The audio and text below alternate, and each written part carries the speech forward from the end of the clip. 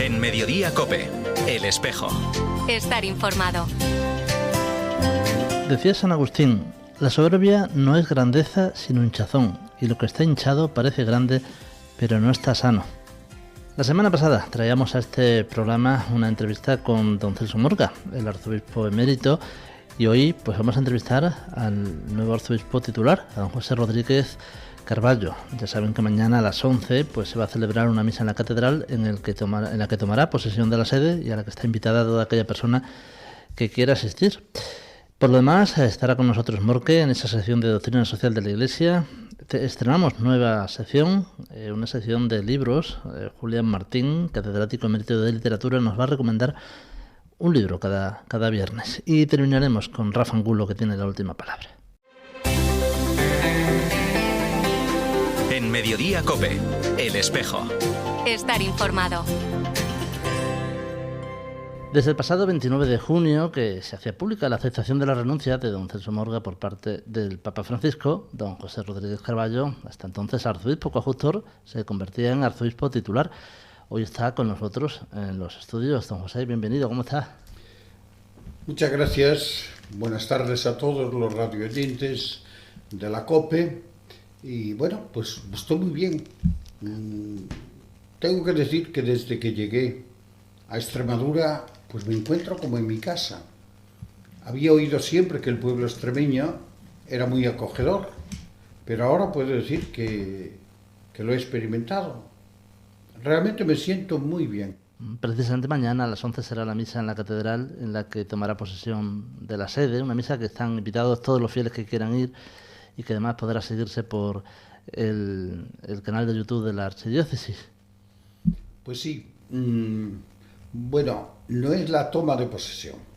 Este ya fue el 25 de noviembre, porque yo a todos los efectos era arzobispo, ciertamente coadjutor.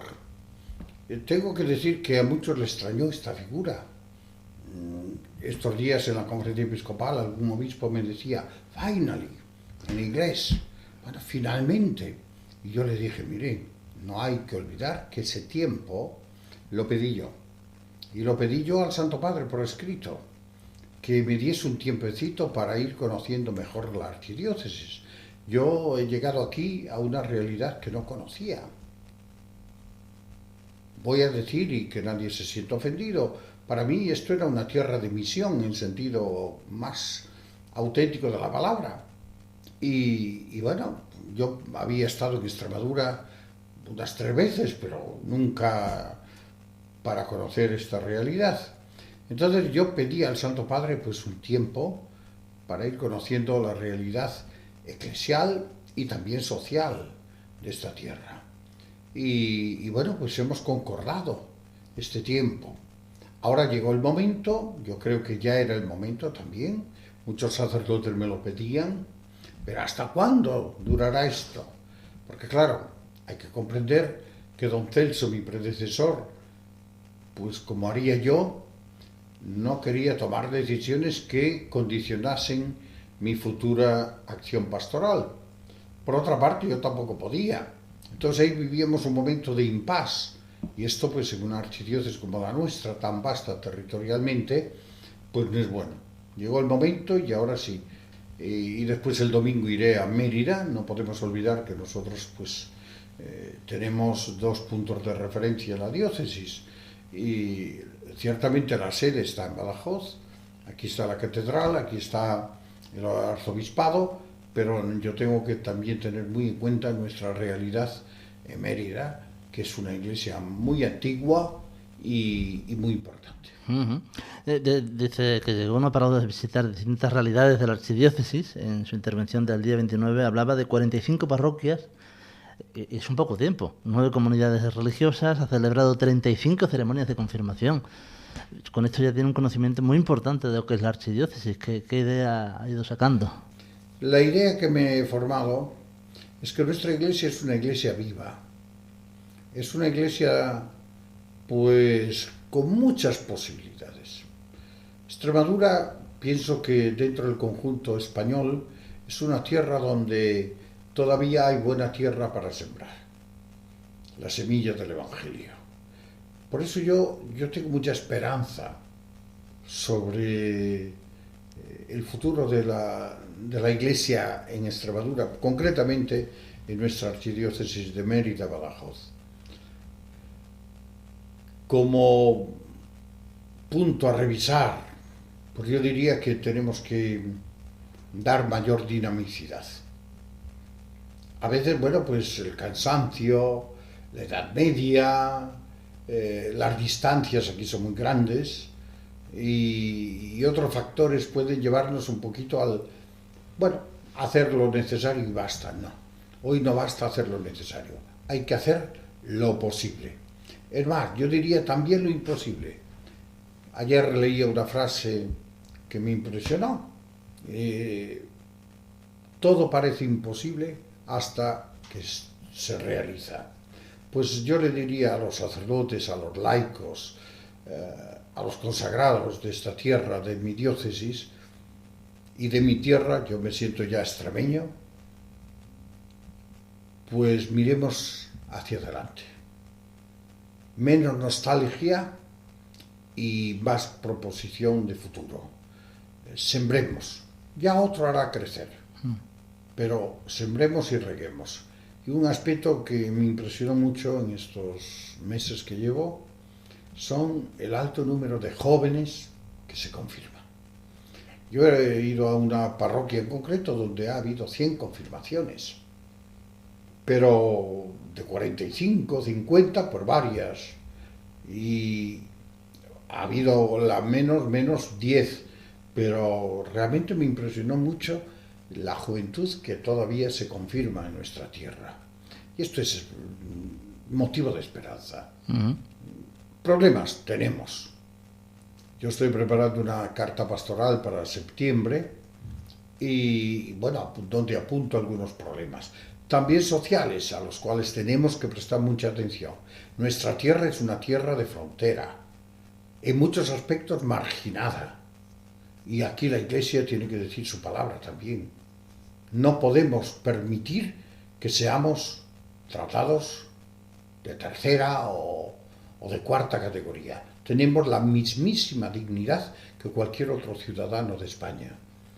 Y por tanto, pues vamos a intentar, en colaboración con las autoridades civiles, pues a luchar por lo que creemos es un derecho de nuestra tierra. Estamos hablando con el arzobispo de Mérida-Badajoz, don José Rodríguez Carballo, y hemos dicho que ha tenido una gran actividad en la diócesis desde los pocos meses que lleva aquí, pero además también fuera de la diócesis, desde que se anunció el pasado día 29 que don Celso Morga, pues ya el Papa le había aceptado la renuncia.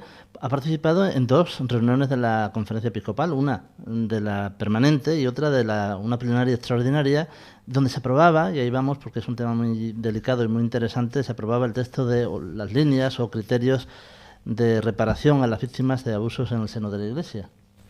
Bueno, han sido 2 encuentros muy intensos. Aquello era salir de un aspecto, porque el tema casi ha sido monográfico, que ha sido precisamente pues la reparación integral de las víctimas de abusos, pero al mismo tiempo se aprobaron las líneas de acción y los criterios para actuar. Tengo que decir que aquí el episcopado ha dado una vez más señales de mucha comunión. Estamos muy unidos en este tema y supongo que en otros que yo todavía no he experimentado. Ciertamente es un tema muy delicado.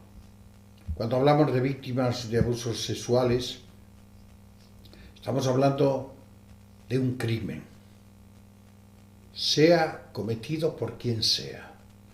Y a nosotros como Iglesia no nos consuela el hecho comprobado de que los abusos en el ámbito eclesial son una minoría en relación con los abusos en la sociedad. Pensemos que en torno al 60% de los abusos se cometen en las familias. También después, pues en otras áreas de la vida social, como el deporte, incluso, por desgracia, en algunos campos de la medicina, sobre todo con personas pues vulnerables. Nosotros, a Dios gracias, nuestras cifras son manejables, pero aunque solo hubiera una, a nosotros nos causaría inmenso dolor. Por eso desde aquí aprovecho una vez más para pedir perdón a las víctimas. Nos avergüenza que esto pueda suceder en la Iglesia. Aunque, vuelvo a decir una vez más, nuestra diócesis, a Dios gracias, pues no ha tenido denuncias en este campo. Ha tenido una que yo sepa, pero era de un sacerdote que en origen estuvo aquí, pero después ya se encardinó en otra diócesis de España. Este documento, aprobado por la práctica unanimidad de los obispos presentes, creo que hubo solo 2 abstenciones, pues yo creo que es un documento muy bueno. Entre otras cosas tiene algo importante, que vamos más allá de lo que nos exige la ley, porque se van a tratar con seriedad también los abusos o las denuncias, más que las denuncias que ya prescribieron en cuanto al tiempo, o las denuncias donde el victimario ya murió. Esto se va a tratar con seriedad. Para eso está una comisión independiente, donde solo habrá un miembro del episcopado y un miembro de la CONFER, de la Conferencia de Religiosos, pero donde todos los demás son profesionales de alta calidad y son independientes. Es verdad que esto ha creado algunas fricciones con el gobierno, pues porque el gobierno reclama que en la comisión debe haber víctimas y asociaciones. Nosotros no lo excluimos. Podrán ser llamadas, pero queremos que sea una comisión independiente, incluso independiente de la Iglesia, que nos digan lo que la comisión, cree que es verdad. Y después hay otro tema, la reparación. Ajá. Nosotros hablamos de reparación integral. Hay muchas víctimas que no piden dinero. Solo piden que esto no se repita y solo piden ayuda. Y la Iglesia no la niega. Ayuda psicológica, ayuda espiritual, cercanía a la víctima y, por supuesto, reparación también material cuando esto sea necesario. Por tanto, hablamos de reparación integral. Y en eso estamos y queremos que se nos respete. Nuestro presidente de la conferencia repitió varias veces ante la prensa que se nos respete el ritmo y bueno, también nuestras posiciones, porque son ciertamente en favor de la víctima. Uh-huh. En favor de la víctima.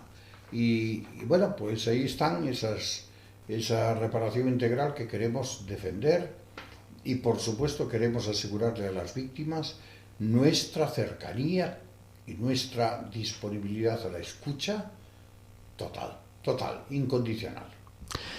Bueno, volviendo a la diócesis, ¿cómo se presenta el curso a la vuelta del verano?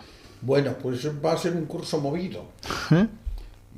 Yo quiero realmente remover las aguas.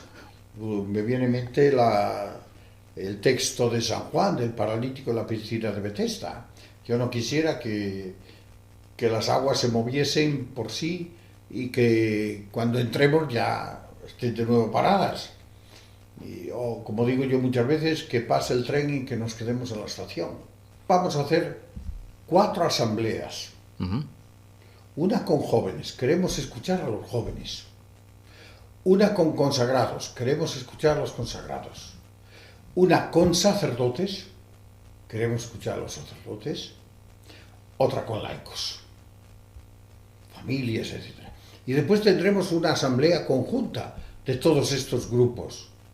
Y de lo que vaya saliendo de la escucha, del compartir, pues queremos hacer el nuevo plan de pastoral para los años que yo esté al servicio de la diócesis. pero mi voluntad, lo dije en las palabras que dirigí a la diócesis cuando salió publicado mi nombramiento, es de escuchar y escuchar atentamente, y que todos tengan posibilidad de hablar. Por eso separamos un poquito los grupos, porque el peligro podría ser que un grupo tomase, digamos, el protagonismo indebido y que otros grupos no hablasen.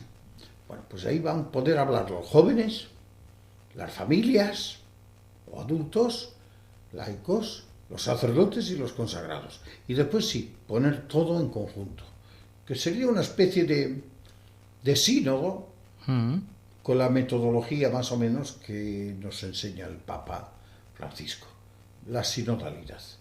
Va a ser entonces un curso movido, espero, pero rico en frutos para el futuro. La metodología que hemos barajado es que los arciprestazgos elijan un grupo de jóvenes que habría que definir. Podría estar en torno a los 15 por arciprestazgo. Lo que sería para todos sería para los sacerdotes. Yo les pido a los sacerdotes, será hecho en 2 momentos, para que puedan asegurar el servicio pastoral y al mismo tiempo participar, que participen. Es una ocasión única. Después, también vamos a trabajar mucho con las delegaciones y los secretariados. Una novedad en la diócesis importante es que vamos a tener un miembro, un vicario de pastoral y de evangelización. Aquí parece que lo hubo hace muchos años, después dejó de nombrarse. Yo quiero que haya un delegado, más que delegado, un vicario de pastoral o de evangelización. Ya está nombrado, será público probablemente mañana, y ese será el encargado de coordinar un poquito todas las delegaciones y todos los grupos de trabajo. Pues ahí quedan todas esas novedades. Don José Rodríguez Carballo, arzobispo de Mérida, Badajoz. Muchas gracias. Gracias a usted, a ti, y por el trabajo también que hacéis a nivel de comunicación de la archidiócesis, y gracias a todos los radio oyentes. Tened la certeza de que estamos a vuestra escucha, particularmente, naturalmente, los de mi archidiócesis, pero queremos ser una iglesia abierta y acogedora. Paz y bien. En Mediodía COPE, El Espejo. Estar informado. Pues tras esa extensa entrevista con don José, vamos con la doctrina social de la Iglesia. Marque. La doctrina social de la Iglesia nos invita a mirar la realidad y a mirar desde la realidad con el texto bíblico como si fuera un catalejo. Hacer teología con la Biblia en una mano y en la otra el periódico. Es una invitación a discernir la voluntad de Dios en medio de lo que acontece socialmente. Contemplar la palabra, viva y eficaz en la historia de los hombres. Contemplar al Dios encarnado que no ha venido a ser servido sino a servir. Y mirar lo que nos sucede, lo que le sucede a nuestro mundo, desde la palabra, no solo para descubrir lo que hay, lo que está pasando, sino también lo que falta, lo que encierra, las posibilidades y horizontes que se abren ante nosotros. En Mediodía COPE, El Espejo. Estar informado. Inauguramos esta semana una nueva sección. Va a ser la recomendación de un libro cada semana, que ahora que tenemos más tiempo pues nos va a venir muy bien. Y además lo vamos a hacer de manos de una persona que es experta, porque se trata de Julián Martín. Julián, ¿cómo estás? Muy bien, gracias a Dios. Bienvenido. Él es catedrático emérito de literatura, así que de estas cosas sabe un poco. ¿Qué libro nos vas a recomendar esta semana? Pues vamos a comenzar por Jesús de Nazaret, de Ratzinger. Ratzinger el teólogo, Ratzinger el catedrático, Ratzinger el papa, claro. ¿Qué encontramos en Jesús de Nazaret? Los relatos de la infancia, del otro libro que va del Jordán a la Transfiguración, y del último, que de alguna manera es el primero, de la entrada en Jerusalén hasta la resurrección, pero que lleva un un prólogo y que en algunas ediciones han cambiado el orden y han puesto el primero por aquello del prólogo, ¿no? Bien, ¿por qué traigo este libro? Pues porque hay en él una relación muy personal con Jesús, que te hace recordar aquello de Santa Teresa, que decía ella de la oración, que es tratar de amistad con Dios. Y en esta biografía de Jesús de Nazaret, en definitiva, digamos, se demuestra esa relación que tenía el Papa Ratzinger con Jesús, ¿no? Bien, ¿y qué otras situaciones se pueden dar al leer este libro? Pues que si ya conocemos a Jesús, nos encontramos con él de otra manera. Si alguien no lo conozca, que por eso lo he traído también, puede descubrirlo, Y en cualquier caso, el libro nos vale para entender que en Jesús tenemos a Dios en contacto directo, que tenemos a Dios con nosotros.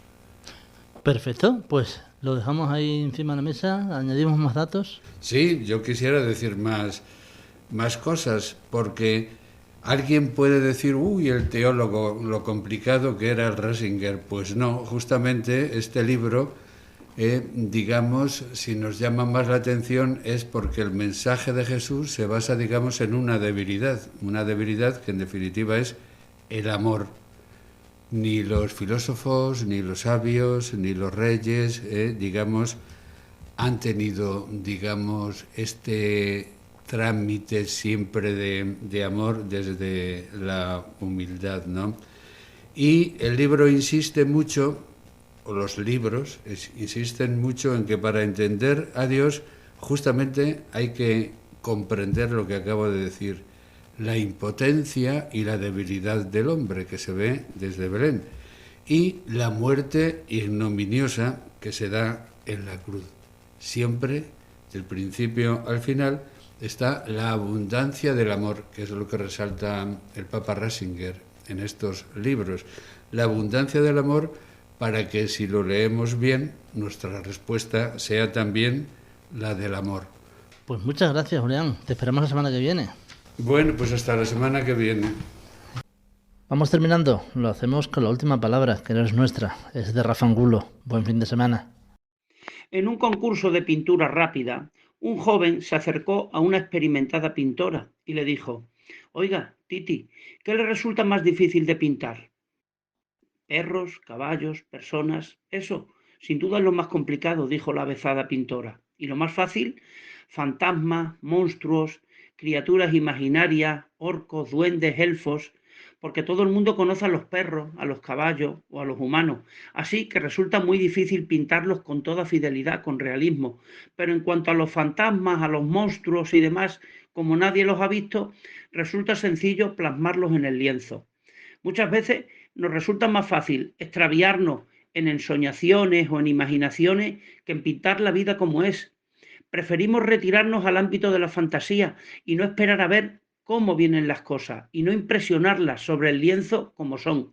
Pero la paleta de la felicidad, esa espátula, pasa por saber pintar con realismo las situaciones que la vida nos depara y que no son todas agradables. Acuérdese de la pandemia.